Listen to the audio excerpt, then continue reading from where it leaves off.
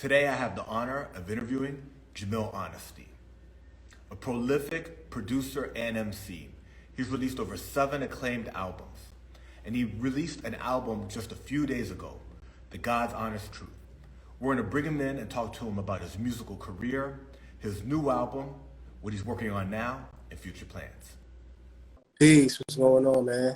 I'm good. Thank you so much for joining the show. What an amazing career you've had.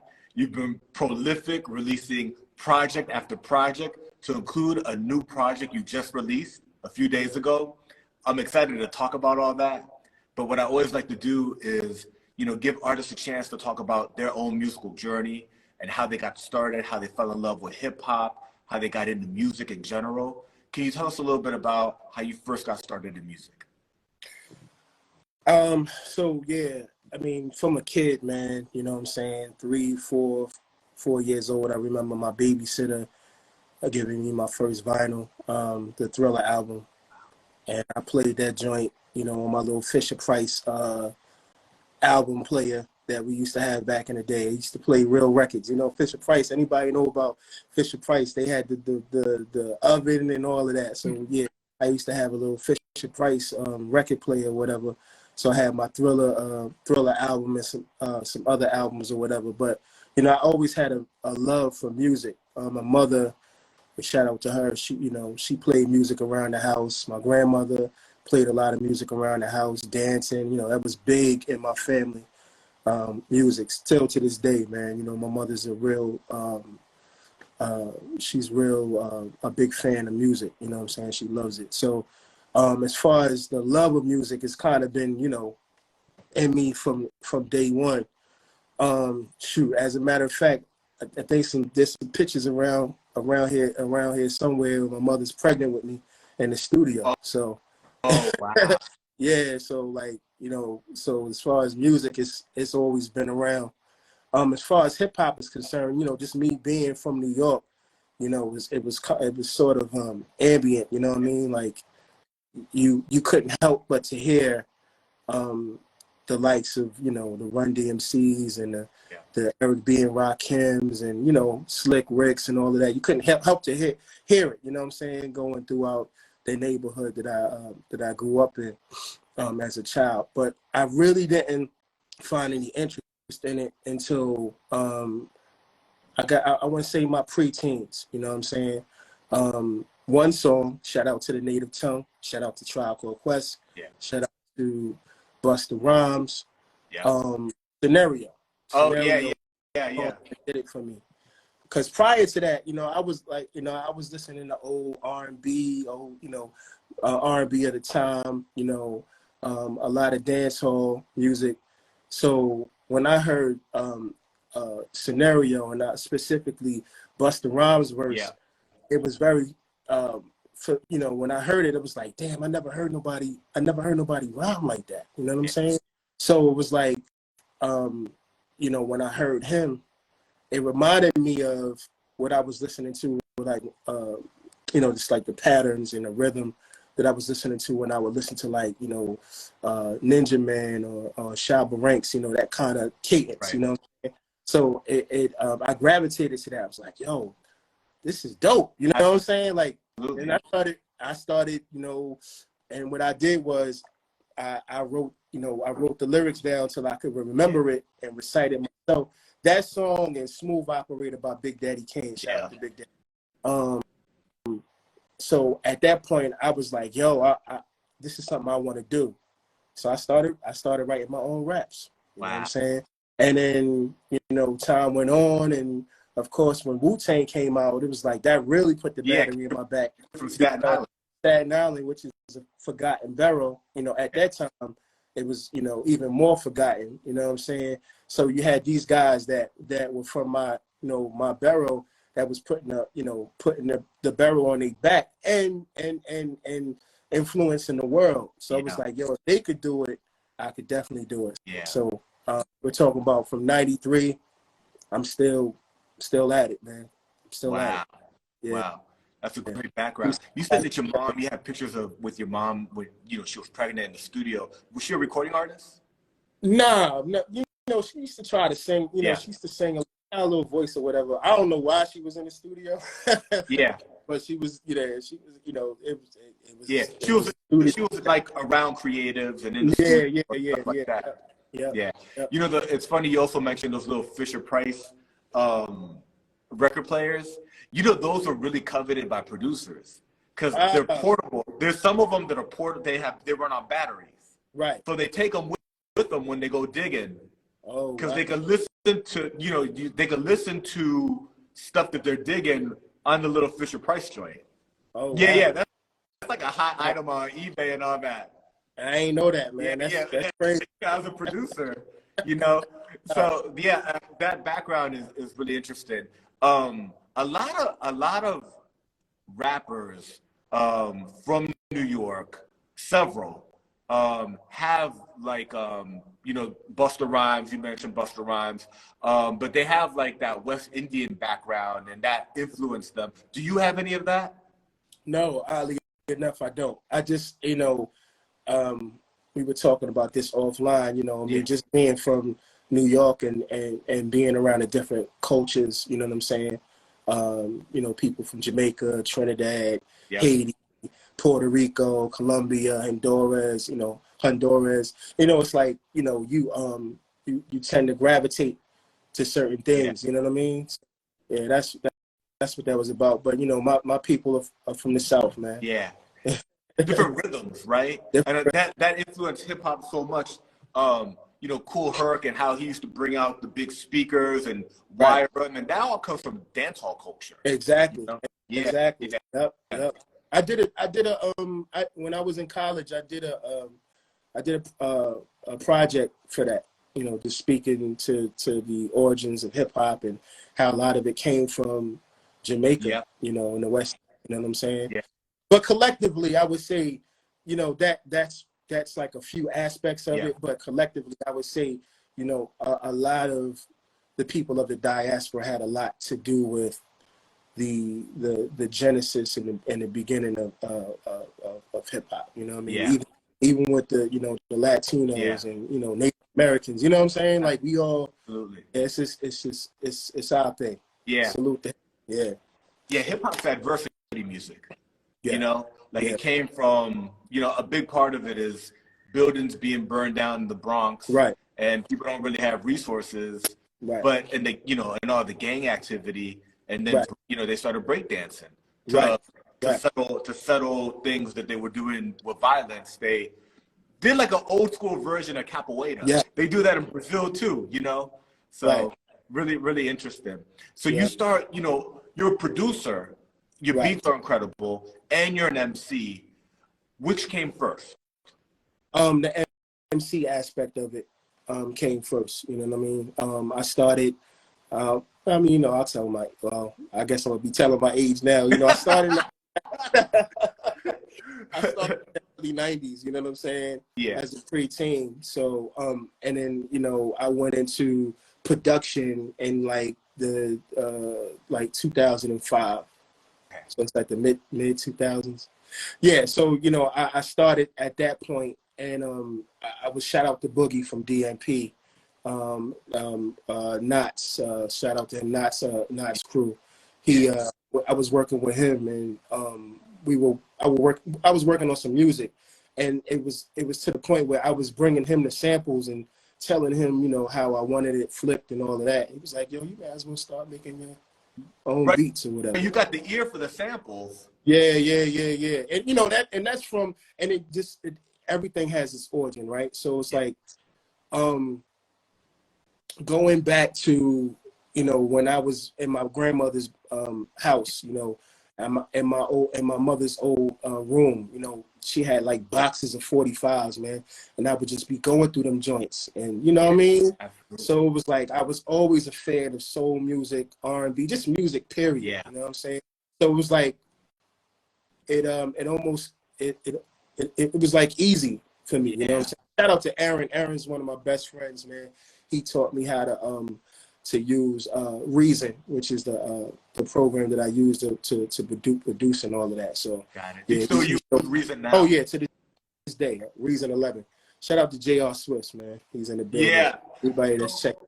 So, and do do you go off of like so okay, so you've got different types of producers, right? So you got the producers that produce off the MPC Akai turntable or CD player, whatever, right into the MPC.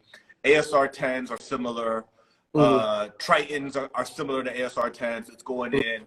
Now, reason you're actually doing it right into the computer, like you're functioning the program right in the computer, right? So how are you doing? Are you doing vinyl into the computer? I have, I do different things. You know what I mean? Sometimes I might drag and drop. A lot of people look down upon that, which I don't care. Nah, it's how you Because I feel like, I feel like whatever, as long as it's funky, it's all right. Okay, you know what I mean? Like, sometimes I drag and drop, sometimes I program, sometimes I use vinyl and dump it into, I got a vinyl player. Sometimes I use vinyl and dump it into my program. Different things, you know what I'm saying? And one thing that I took away from Pharrell said, whatever your weapon of choice is, use that. Yeah. You know what I mean? You got people, you got artists, you got producers to this day that use like Cool Edit Pro, like, you know what I'm saying? Yeah. Old version. So it's like, as long as it's not what you use, it's how you use it. You know what I mean? And wherever you get the sample. And however you get the sample, you know what I mean? Like, think about like the whole library of movies from Asia, India, right? That maybe they never even put out a soundtrack. You got to go and find, there's so many gems out there. And your drum patterns and the way you do things is so unique that it's how you flip it. Right? It's how you flip it. It doesn't matter if it came off a Dusty record, but Dusty records are dope. You know? Right. Yeah. We're in a sample-based genre. Yeah. Again, we're in a sample-based genre, excuse me, not drama. So, realistically, nothing is original, right? You know what I'm saying? Right. When it comes, when you say that, when you say that we're in a sample-based genre, nothing is original. So like, get over it. Just get the samples, do your thing, man. Yeah. As long as it's dope. Yeah. As long as it's dope. Yeah. So when you go on the digital streaming platforms, when you're on the DSPs, the earliest album you have on there is Conversations. Is there work before that that's not out on DSPs? Of course, yeah. Actually, it is on DSPs, but I think it's under because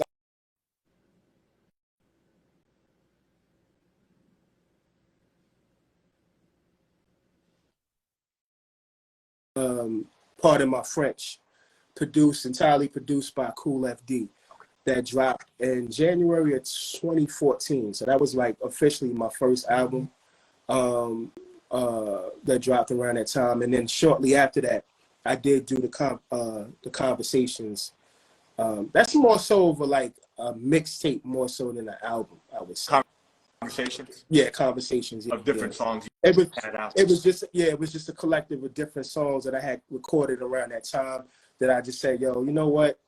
I keep dropping these singles. Let me just put it into one joint and put it out. So that was what Conversations was all about. Yep. Yeah. And then, after that, you've got modern music. Right. Yeah. And it's all, Kandaka, shout out to Kandaka. It's on Bandcamp. It's on Bandcamp. Yeah. Pardon my French. It's on Bandcamp. Yeah. It's on my Bandcamp. And it's a good moment. That's a good segue to talk about your Bandcamp, because your Bandcamp, you've got your music, and you also have a thing called The Circle. Can you talk about that? Yeah, The Circle is just a community of supporters that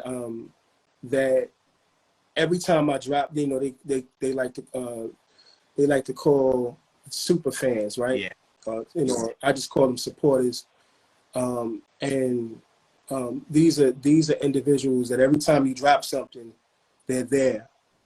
They're copping it. They're there supporting it. And so what The Circle is for me is just a community of those individuals that what I do is sometimes I give them, a lot of times I give them special offerings, whether it be like new music or I'll hit them up, you know, just say what's up, or, you know, I have different things that I do for the circle. Yeah, so it's just a community of my supporters, people that really are down for the cause, and really invested in the brand. And, you know, I just try to gather them all together so I can nourish them and feed them with, you know, with the heat and the music. Yeah. So the what does the circle cost? What do they get? Okay, so with the circle, you have the ability to pay pretty much what you want monthly. I think it ranges from $5 to $10 a month. But with the circle, you get first dibs on everything. So in other words, like when you're in a circle, if I have a release coming up, you get it first. Wow. Okay, you get it first. You get certain discounts on, you know, the merch that I may put out, you know, whether it be t-shirts, whether it be vinyl, whether it be tapes, whether it be, you know, whatever it is that I'm putting out, you know, you guys, the circle, they get first dibs on it. Yeah. So, because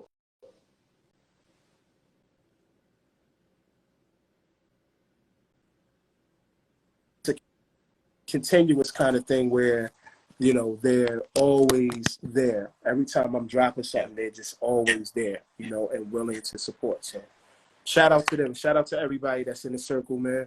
Salute to you. Keep doing your thing. I'm gonna keep feeding y'all with, you know, with that heat. Yeah, that's beautiful, man. And we live in a time where you can have that communication and get that support directly from your fans, and your fans actually have like an inside track. You know, they get it first. You know, they're more connected. You talked about the merchandise you've done. That's one of the things that's blown me away and really put you on my map was some of the you know, you drop albums, but we live in a society today where, because of DistroKid and TuneCore and different things, people could get a lot of music out quickly. But you've put out dope looking vinyl, dope cassettes, and really, you know, it's like the projects are well thought out with great artwork. And you essentially create, by doing that, you know, you're doing short run vinyl, short run cassettes, you're creating collector's items of classic work. Can you talk to us a little bit about, you know, how you started doing vinyl, you know, how you release it, how you figure out what your run is going to be? Do you do vinyl, cassette, CDs? You know, what's moving units for you? All of that stuff, the merchandise aspect. Okay, so yeah, every time what I try to do is when I do if I do a release, that, you know, that's a project, you know what I mean, like usually like an LP, sometimes an EP. I very seldom drop EPs, but when I drop projects, I try to think of different ways to bring attention to that project and give people a little bit more, just give people an experience, you know, outside of just the music, right? So for instance, we started with Modern Music. Modern Music was my first vinyl. So what we did was we had a vinyl through Loretta. Shout out to Loretta Records. They pushed the vinyl, but before that, I believe we did CDs. I went and invested on my own, I think, and we went through what is the name of the company? I can't think of it offhand, but it was it was very reliable company. We went through them, and, you know, we just got a few, you know, like maybe like 50 to 100 CDs, I believe. Okay.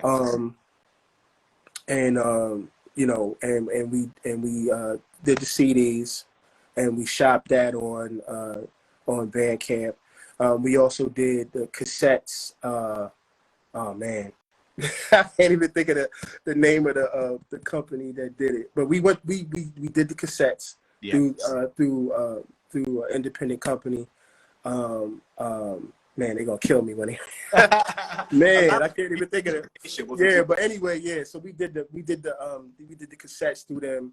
Then Shout to Bamboo. We did the sweatshirts. Okay. The Modern Music sweatshirts, which is ill. Like that was a very limited edition. Like that was exclusive. Like the fabric was dope. You know what I'm saying? I only had a few of those. Those sold out pretty quick. You know what I'm saying? So we had the sweatshirts. So you know, I just thought of like when we drop projects, just to think of different ways that people can enjoy the project outside of the music. So that's what I'm thinking of when I'm dropping these projects. But yeah, you know, it could be a little costly, you know what I mean? But it's worth the investment at the end of the day. And people appreciate it, you know what I mean? Right. You know, the fans and the supporters, they appreciate that, because it's like you're investing not only in yourself, but you're investing in them too. Yeah, that's right. Yeah, we're I think increasingly moving to, as the digitization of everything, movies, music, books, photos, we're moving to like kind of like a collector's. You know, it's like if you're into something, you know, you could go deep down that rabbit hole. And the limited run, you know, it's like, you know, there's like NFTs. NFTs are like limited run, right? Well, it is limited run vinyl. Like this is the first, you know, first printing Martyr music, only, you know, 100 made. The artist was involved. It's not like you know, the artist is actually involved. You've had dope projects like Bolo Young. That was such a cool looking project. You know what I mean? And when you do the vinyl, how many do you normally print out? So it depends on, usually I haven't put any out, you know, like vinyl out myself, like whereas though, like I go straight to the pressing company. It's usually like a third party. So with Bolo Young, shout out to Copenhagen Crates. They actually got that vinyl pressed up. So we went through them. You know, they're pretty, you know, anybody that's in this knows that, you know, Copenhagen Crates, you know, they do their thing. Yeah, when it comes to the vinyl, you know what I'm saying? Shout out to Coach the God for you know, for putting that together. But yeah, that was that project, man. You know, that's like my baby, and I'm gonna say it because that was my first project that I ever produced entirely. You know what I mean? Yeah. So shout out to Sean Links too, man. You know, he killed that lyrically. I was on the beats.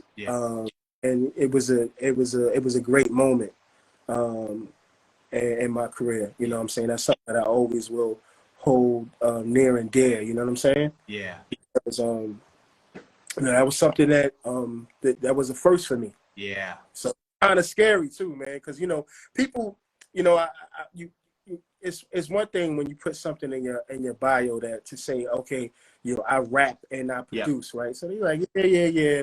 But you know, let me get a verse. Let me hear that rap. You know what I mean? So people really didn't know that I produced, you know, and I did it at a certain level until that project came out. Wow. So very thankful, for that experience. Very thankful for having releasing the project. You know, the artwork is dope. Shout out to Jesse Blair. You know, he was the one that put the artwork together. So yeah, man. Yeah. Now the artwork is dope and it's really eye-catching. And you know, Bolo Young is such a famous actor, such a classic actor, and obviously Bloodsport. But you know, he goes back to the Bruce Lee movies and everything, right? He's such you know, such an iconic figure that's kind of slept on, right? Like you got to kind of know about the flicks. And you know what I'm saying? And it's from a certain era also. So it's a dope project. Right. I feel that, you know, you yourself and then a lot of the people you've collaborated with, Ill Conscious, J Royale, there's a bit of like a Baltimore Renaissance happening, right? Where there's a wave. There's a wave and it's not like new. It's been happening for a little bit, but it's growing. Right. It's not slowing down at all. Can you talk to us about the energy, the camaraderie, in Baltimore, in the underground Baltimore hip hop scene, what it's like to be there and to be kind of building this with a lot of people in that general area popping. Mm-hmm. Yeah, I mean, you know, those are my brothers, man. Ill Conscious, J Royale, You'll Never Know. You know, it's a plethora of artists that, you know, you probably never even heard of. You know what I'm saying? That's dope. You know, keep in mind, I came to Baltimore in my teens, so it was like, you know, when I got here, it was kind of like right when I started rapping. Wow. You know what I mean? So when I come down here, it's like, you know, I'm going to the harbor where they have the ciphers, and I'm seeing different battles and artists that show are phenomenal when it comes to the 1-2 and the lyrics. And it's, yeah, this city is flooded with talent, man. Yeah. Flooded with talent. It's just that it's sad that we don't get the shine that we supposed to get, but yeah, you know, those things happen. But when it comes to the scene, I feel like it's thriving, and like you said, there is sort of a renaissance, and then with the new renaissance, you know, just overall, and hip hop with, you know, the Griselda and all of that. It's so ill to see that, you know, Baltimore is actually contributing to that, you know, like the likes of J Royale and Ill Conscious and You'll Never Know, and myself and Dirk Platoon and Guy Grams, and I mean the list goes on. You know, Holy Smokes is a producer that I work with. He's from Baltimore.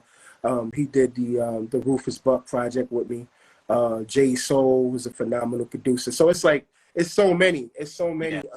And you know, I'm all for it, man. I'm all for it, and I feel like, you know, as much as I can, I try to, like, you know, I'll try to help. You know, if I'm on a certain level and I see somebody that's talented and serious about their craft coming from the city, you know, I wanna try to help them out. You know what I mean? Yeah. That light on them. But yeah, man, it's beautiful, man. I love to see my brothers doing their thing. Yeah, it's beautiful. It's like in hip hop in general, bars are back. Right. And Baltimore in a lot of ways is helping hold that flag. You know, like Baltimore's about the bars. It's about hip hop, like actually like what hip hop is known to be, and Baltimore's putting on. So it's dope, and you're a major part of that. Yeah, appreciate that, man. Yeah, appreciate that. I'm just doing. You know, at the end of the day, I'm just doing what I learned. I came up on, man. You know, just like I said, being in the culture, being very studious when it came to just me starting it. You know, a lot of times, you know, when I had first started, man, I just really wanted to be dope. I wanted to be, you know, so I would carry, you know, my little rhyme book everywhere I went, man. You know, you know, and I took those albums, man, at the time when they were coming out, and I really studied them joints, you know, to the point where it was like, you know what, at first when, you know, you imitate, and then you go into your own thing at some point. You know, we all do it. But yeah, it was a beautiful thing. You know, it was a beautiful thing. And then just being, like I said, just being from New York, and at the time it was just like, it was a beautiful thing, man, because not only just being from New York, but being from Staten Island, and the shine that we were getting because of Wu-Tang. It's like when I would go back to the island, it was just something. It was just something to behold. Yeah. When Enter the 36 Chambers came out, like, what grade were you in? You said what grade? Yeah. Probably 8th grade. 8th or 9th. Yeah. So all through high school, you lived Cuban Links, Cacao, Liquid Swords, all of that. All of that. Man. You were from Staten Island, living in Baltimore, and pursuing hip hop and rhyming. Wow. So it was like, and like, it was like a badge of honor, man. It was a badge of honor, man. It was a badge of honor. You know what I mean? That's dope, man. Yeah. That's cool. That's dope. You're probably pulling hotties off of the strength of Staten Island. You know what I'm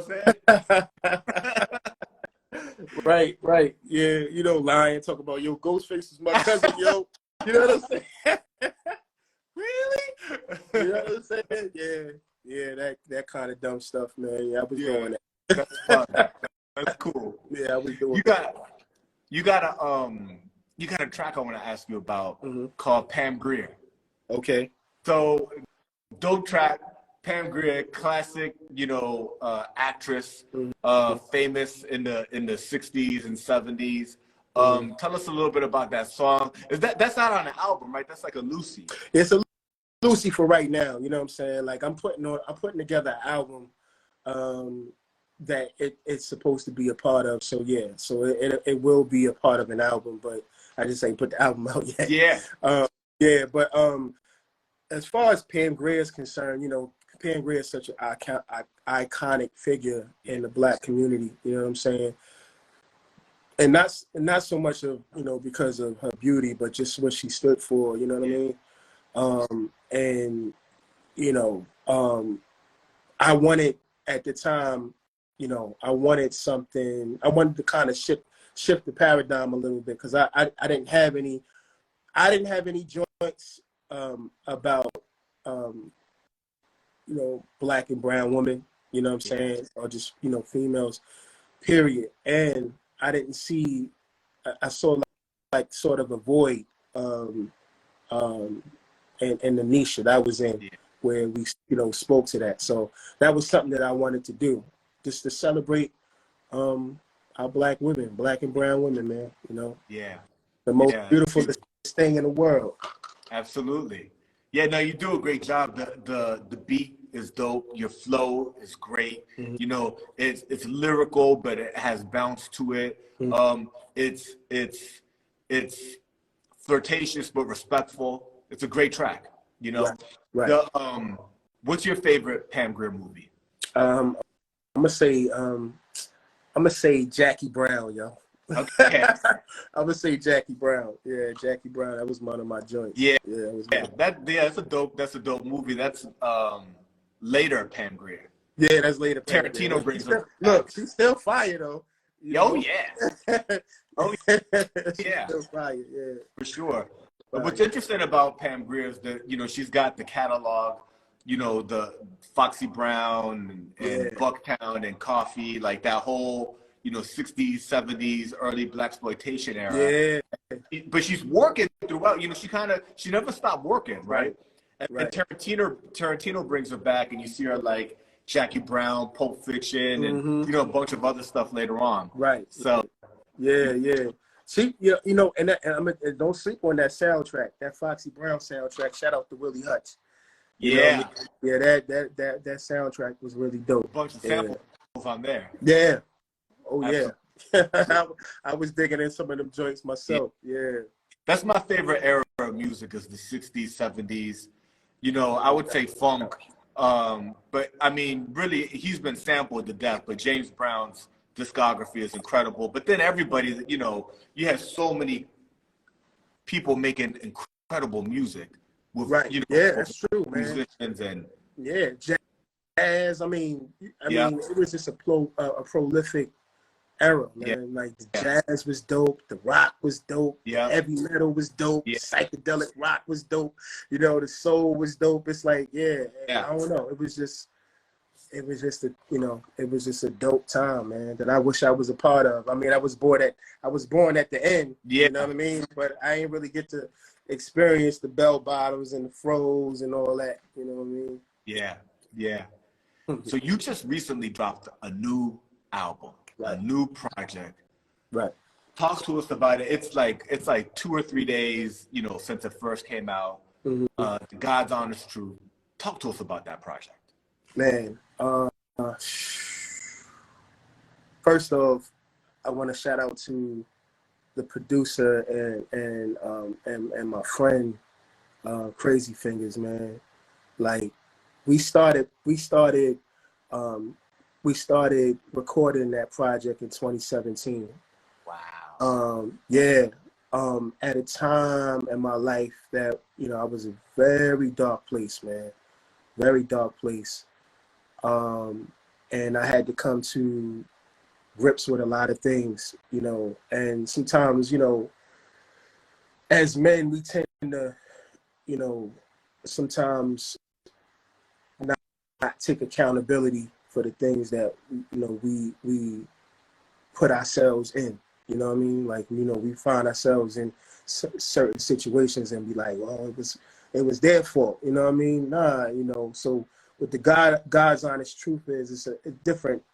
I mean, I could be here all day explaining the title and the reason behind the project. But one of the things is just, you know, being a man and taking accountability for the things that are going on in your life, whether it be, you know, loss, you know, whatever, gain, whatever the case may be. Just being a man or a woman is really not just, you know, having, you know, the genitalia or whatever. It's about being accountable, holding yourself accountable for the things that you do. Yeah. You know what I mean? Yeah. So it's more like a therapy session for me, man. You know what I mean? Yeah, I'm just talking about things that I've experienced, that I've done, that I've seen. You know, not everything. Some of the things are completely like I'm completely speaking to my life experiences, but some things I'm actually speaking on things that I've witnessed. You know what I'm saying? Wow. So yeah, the God's Honest Truth, man, is one of my most important projects, I would say, and it's becoming my favorite. I would say Rufus Buck was my favorite. My two favorite projects is Rufus Buck and this project, but this one right here is like my most important because I'm actually giving you me. It's like I'm cutting my arm or something and just bleeding on these this project on this wax. You know what I mean? So yeah. Yeah, it's a masterfully produced project. The beats and how full the sound is incredible. Lyrically, you go in. Everybody in the project brought their A game. You have one specific song that I listened to 3 times in a row called Reflections.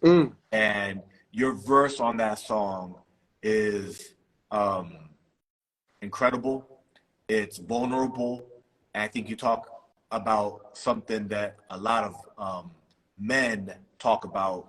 A lot of men have father wounds, right? In different ways. Either the dad wasn't there, or he was there and he wasn't a good role model, or he was there and he demanded too much, and you know, you never felt like you were enough. But a lot of men carry this father wound, and you open up in such a well-written, vulnerable way about your relationship with your dad on that song. And then Josiah the Gift, you know, having Josiah the Gift on it doesn't hurt, right? So dope track. Right. And Crazy Fingaz. Crazy Fingaz comes on right after you, right? Yeah. Man. So it's so crazy with how writing music and just writing and poetry just works. You know what I mean? How words can affect people, places, and things, right? So it's like I'm speaking to my experience, but also it's like, you know, I'm kind of like representing what my community has gone through. You know what I'm saying? Fatherless children, right? You know what I'm saying? But in this case, man, like, you know, me and my father, we didn't have the greatest relationship, you know, when I was growing up. You know, he wasn't there, this, that, and the third. And then later on in his life, he was reaching out. You know, he wanted to have a relationship. And I was bitter. So I was like, nah, you know, that's too late for that. I don't really want to have a relationship with you. So I kind of like withdrew myself. You know what I'm saying? And so me being a father myself, I learned that we make mistakes. You know, like he's human too. You mess up. You know, you mess up, you know, you can brush yourself off and get yourself right. You know what I mean? So I had to come to grips with myself to say, yo, you know what, yo, you know, I'm not perfect. Yeah. You know, and if I was in his shoes, I would want somebody to forgive me. You know what I'm saying? I would want somebody not to reject me, you know. So you know, I put it to the side, and we were able to reconcile. And upon our reconciliation, he transitioned. But I'm so glad we did, because that bitterness and that weight that was like holding me down is lifted off of me. So now when I speak about my father, I speak upon him, his name, with respect and honor and love. You know what I'm saying? Because I was able to get past the past. And I told him, it was like the last time I talked to him, he would always be like, yo, I'm sorry for not, you know, being a part of your life, this, that, and the third. And I was like, yo, Dad, yo, that's the past. You know, I said, yo, you got grandkids that love you, you know what I'm saying? So let's just start over. And when I told him that, it was kind of like I could tell his body was like relaxed, like, shh, thank God. And then shortly after that, he passed away. Wow. So yeah, rest in peace, William Reddick. You know, and I told him, I told him, my, you know, last things that I said to him was that I love him, and you're a good man, you know, for making your wrongs right. So yeah, salute to him. That verse, everything I just said to you was put in that verse, pretty much. Yeah. Yes. Yeah. Yep. Yeah. Thank you for sharing that. You know, the details in the story right now bring so much context to that song. Mm-hmm. That verse is incredibly powerful. You know, a lot of us grew up, you know, with father situations that we wish they were different. And what you shared and the vulnerability that you shared in that verse, like I said, I heard it, and then I you know, listening to the whole album, I played that song again, and then I played it again, then went back and heard it again, you know, and I think that there's going to be a lot of people that you impact, not only with the entire record, but that song specifically, the way you opened up and shared your testimony in that song is going to impact people's lives in a positive way, because you talk about the healing, you know, in that verse. And that ultimately is the goal, you know? So. Right. Because it's like, yo, it's like, okay, once you do something wrong, right? All right, you did it. What are you going to do to fix it? Yeah. You know what I mean? You can't, you know, we tend to do things, and you know, we tend to do things and we condemn ourselves. I got a song on there called Self-Condemning, where I'm speaking about, like, you know, how we condemn ourselves because, you know, we've done something. You got people that end their lives because, you know, they just can't deal with the things that they did. But, you know, the Most High, you know, he wants to know, okay, yeah, you did that, but what you gonna do now? How you gonna fix that? Yeah. That's the God's honest truth. Yep. And that's the name of the album. We're talking about the new album, The God's Honest Truth by Jamil Honesty, production and verses. You know, such a dope project. You talked about it being one of the most important projects, if not the most important project. Mm-hmm. Are you thinking about videos, or what are you thinking? You know, because it just dropped. It's like 2-3 days old, right? So, you know, this may be one of the first times you're talking about it and unpacking it. What are some of your plans for the album, and, you know, music videos, singles you want to push, merch, and things like that? Yeah, I got some things that I'm formulating in my mind, and we working, you know, myself and Krazyfingaz and Kandaka, we're working on things. So we'll be announcing some things shortly.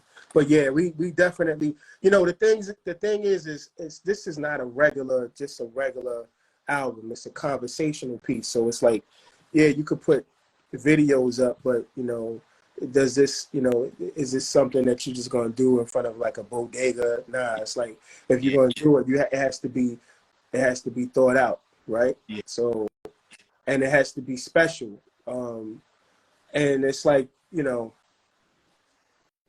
yeah, you just got to. It has to be thought out. You know what I mean? And so we're coming up with some things. We'll be announcing some things shortly. But yeah, you know, I definitely appreciate people, the people that have listened, that have supported, that have bought it.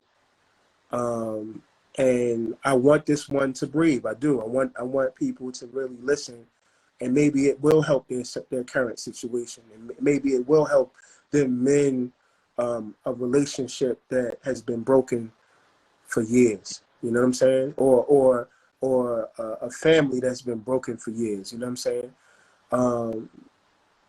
Because you know, maybe it may help some people find God in this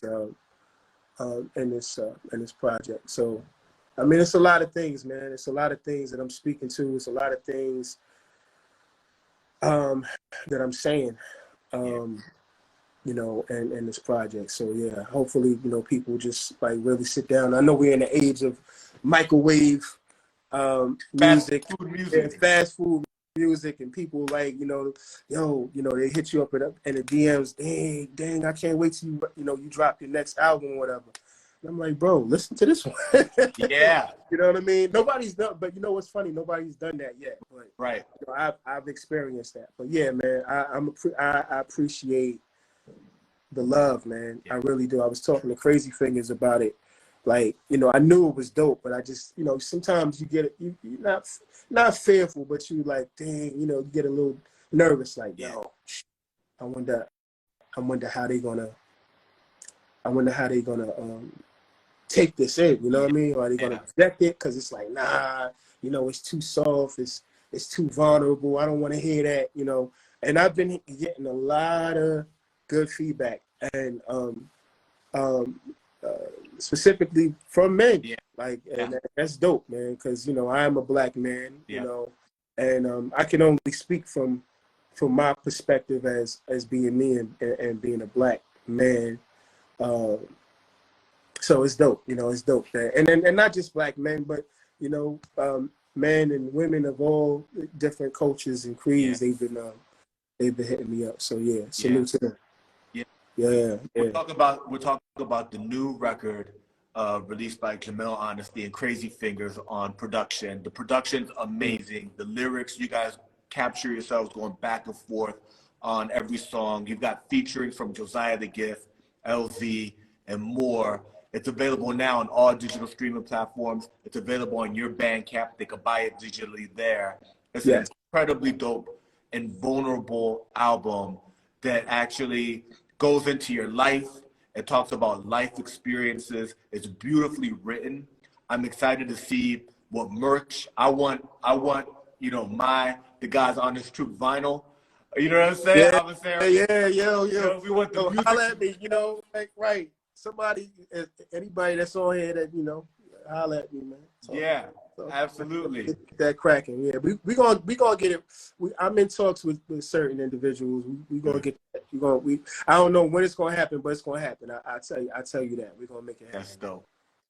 Well, when we were talking about this album, you said, look, this is probably my favorite, you know, album I've done. Mm-hmm. This one and the Ruthless Buck Project. Can you talk to us about the Ruthless Buck Project? Why is that one also so important to you? Conceptually, it's dope. The cover's dope. You know what I'm saying? The names of the songs. You know what I'm saying? Like everything's got the whole vibe. Talk to us about that unique project. Just real quick. Shout out to Holy Smokes. He's a producer from out of Baltimore. He produced the whole project. The reason why that's one of my favorite projects is it's not about me. It's a letter to my people. Just based off of the things that we've been experiencing the whole time we've been in this country. And I'm speaking, when I say my people, I'm talking about, so-called Negroes, Native Americans, and Latinos. Yeah. You know what I mean? We've endured a lot in this country, and we still enduring. You know what I mean? So that project was a moment of frustration. I call it riot music. I call it rebel music, because it was kind of like a letter to my people, like, yo, wake the F up. You know what I'm saying? And And then to the oppressor, you know you're wrong. Right is right and wrong is wrong. You know what I'm saying? And the ill part about that is what I found was it even though I wrote it specifically for my people, it was other people from other nationalities were able to relate to it. I had somebody from UK. I'm not UK, Ukraine. You can't get no whiter than Ukraine. You can't get no whiter than that. You know, he hit me up and he was like, "Yo, this album I love it. You know, it's really helping me deal with what I'm dealing with in my country. We all know what was going on, still going on in Ukraine. So, you know, that's why this is one of the projects that I really hold near and dear to my heart. And then with, you know, of course, the God's Honest Truth, that's just me, you know, putting myself out there, you know, with all my wounds and all my mistakes and my flaws and, you know, even the conversations that I'm having, it's like, I even cringe like, dang, yo, I was saying that, you know, but it's like, it's the God's Honest Truth. That's right. Yeah, that's beautiful. Talk to us about Black House Records. Black House Records is a record label that I'm heading, CEO of. I started that label in 2021. And I created a platform, that platform, for the simple fact that I wanted to do things on my own accord. I wanted to play by my own rules. I wanted to produce. I wanted to put out and release albums and music and singles and beats and whatever it is, art that I wanted to put out. So that's what Black House is about. One of my the first release off of Black House was the Rufus Buck Project. You know what I mean? Then Bolo Young and the Harbor Kids. Shout out to Squeegee O. That was a release off of Black House as well. A childhood friend of mine that we grew up in the same building in Manus Harbor, Staten Island, the Manus Harbor Projects. Got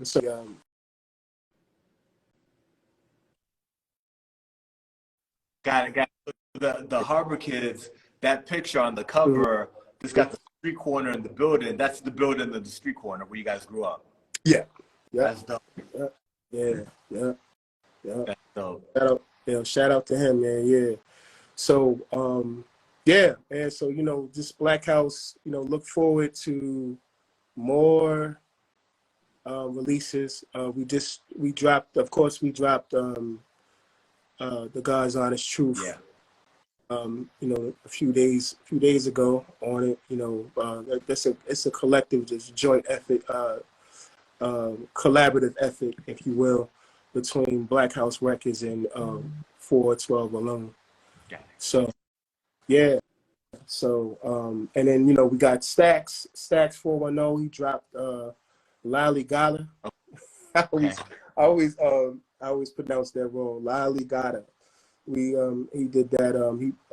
We dropped that like about a month ago. So that's everywhere too. Yeah. So cop that joint.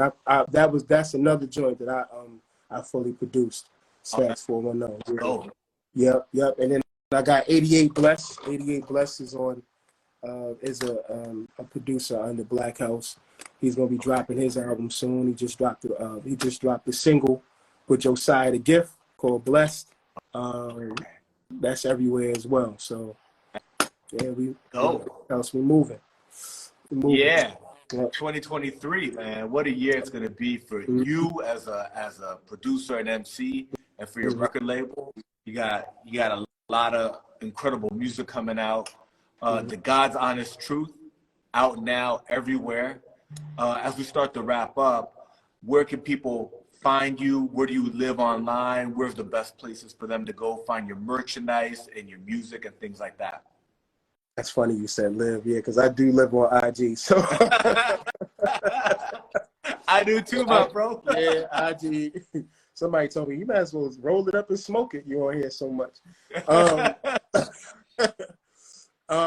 So yeah, you can find me on IG, Jamil Honesty, JAMIL_honesty.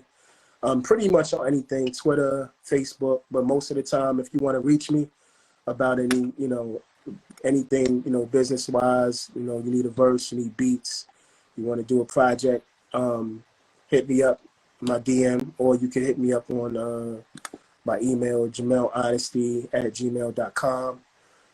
Serious, inquiries, queries, whatever how you say it, only, you know what I'm saying? Like, don't waste my time. I won't waste yours. You know what I'm saying? But yeah, as far as that's concerned, yes. Merch, you can hit my Bandcamp up. I still have vinyl up there. I might have some t-shirts still up there as well. T-shirts, CDs, cassettes, at jamilhonesty.bandcamp.com. Yeah, so that's beautiful. So, that's what we doing. My bro, I want to thank you. I want to thank you for the incredible music that you've been putting out for years now, the contributions you've made to hip hop, and for this amazing album that you just released, The God's Honest Truth. It's a spectacular piece of art that's going to, I think, last for a long time and touch a lot of people. Mm-hmm. Thank you for all your contributions. I'm here for you. My platform's here for you for whenever you need it. And I salute you and thank you. Man, thank you, man. Thank you, Cristopolis, man, for having me on your platform. I told you how I heard about you. Yeah. Tell him. So yeah, I get a call from Ill Conscious. Shout out to him. And pretty much he was like, yo, I gotta record this verse for somebody, man. So I was in the studio when he did the review. So yeah. And he was like, when he told me, I'm like, yo, that's an ill name. Yeah. Yeah, that's an ill name. I had to look it up too. Yeah. Yeah. So that's dope, man. It is really dope, and it's cool that we're sitting here now. And shout out Ill Conscious. Shout out. We talked about the Baltimore Renaissance, like you, him, Jay, their platoon. There's too many to name right now that are really putting on for your city, for hip hop, and it's being noticed all over the world. Right. So, and this new project that you just released, The God's Honest Truth, is one more home run. That's like another one for you and your career and your discography, another one for Baltimore, and another one for hip hop. Man. Salute to you, bro. Thank you so much. Like I said, I always watch your interviews, man. They're always clean. You always ask the right questions. You know what I'm saying? It's very conversational. Dope. Keep doing what you're doing, man. I know you just hit the 50 mark, right? Yeah. So 50. I hope you do much more, man. 100, 200, 300. You know what I mean? Whatever. Yeah, much success, bro. Thank you so much, my man. Yeah, salute. My brother. Thank you. Peace.